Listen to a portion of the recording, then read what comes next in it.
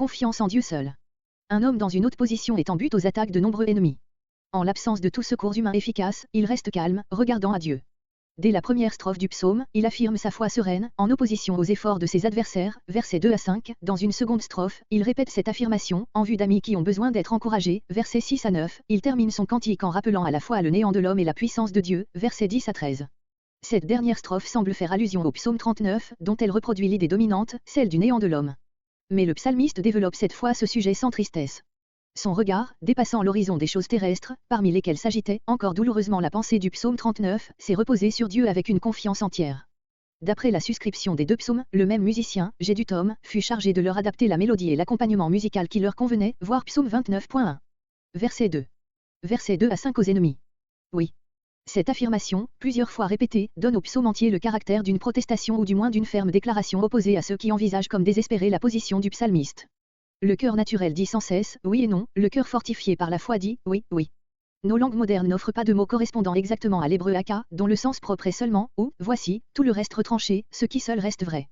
L'expression, quoi qu'il en soit, s'appliquerait bien aux versets 2, 3, 6 et 7, mais pas aux versets 5 et encore moins au verset 10, où nous n'avons pu marquer l'énergique affirmation de l'hébreu que par l'adjectif que nous avons ajouté au mot vanité. Mon âme reste en paix, dans le silence, dans le calme du repos et de l'abandon entre les mains de Dieu. Verset 3. Pas fortement ébranlé. Comparez psaume 37.24. Verset 4. Un homme, une muraille, une clôture. Toutes ces expressions font ressortir la faiblesse de celui que l'on veut détruire et ce qu'il y a par conséquent de ridicule dans les efforts extraordinaires que l'on fait pour le renverser. Verset 5. Se plaisant au mensonge, tous les moyens leur sont bons, même ceux de la plus lâche hypocrisie.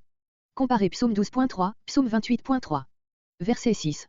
Versets 6 à 9. En face de ces menées, le psalmiste affirme de nouveau sa foi.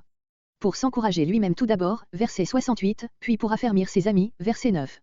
Verset 8. Sur Dieu repose mon salut et ma gloire.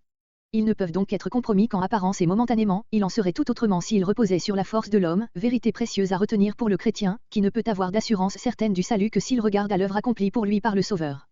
Jésus aussi a renoncé complètement tant à sauver sa vie qu'à chercher sa propre gloire, Luc 23.39, aussi a-t-il reçu de son Père la vie par la résurrection et la gloire par l'ascension. Verset 9. Mais gens, littéralement, peuple et non-peuple, terme qui ne convient plus à un roi chassé de sa capitale. Le mot peuple, employé seul, désigne parfois les gens de la suite d'un prince ou l'ensemble des serviteurs d'un homme riche, Juge 3.18, un roi 19.21, il s'applique très bien ici à la troupe fidèle qui accompagnait David dans sa fuite. Verset 10. Verset 10 à 13 néant de toute puissance humaine devant Dieu. Fils du peuple, littéralement, fils d'homme, Bené Adam, désignant le commun peuple, en opposition au fils des grands, Bené Ish. Comparez psaume 4.3, note. Mensonge. Leur grandeur, tout extérieur, trompe sur leur valeur réelle. Ils montent, ils sont donc moins que rien. Cette pensée a été bien rendue par notre vieille version rimée. Qui l'homme et le rien pèserait. Par cette épreuve il trouverait. Que l'homme est plus léger encore. Verset 11. Violence, rapine. Les succès passagers de ceux qui usent de tels moyens justifient le conseil de ce verset. Verset 12. Dieu a parlé. La seule chose qui ne soit pas vanité, c'est ce que Dieu a dit. Or il a parlé et même assez souvent pour qu'il n'y ait pas d'incertitude à cet égard.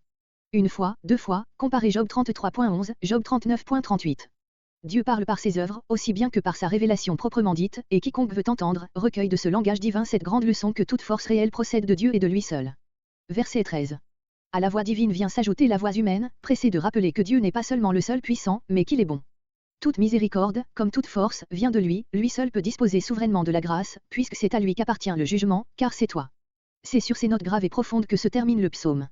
Les derniers mots, qui rend à chacun selon ses œuvres, sont cités textuellement par l'apôtre Paul, Romains 2.6.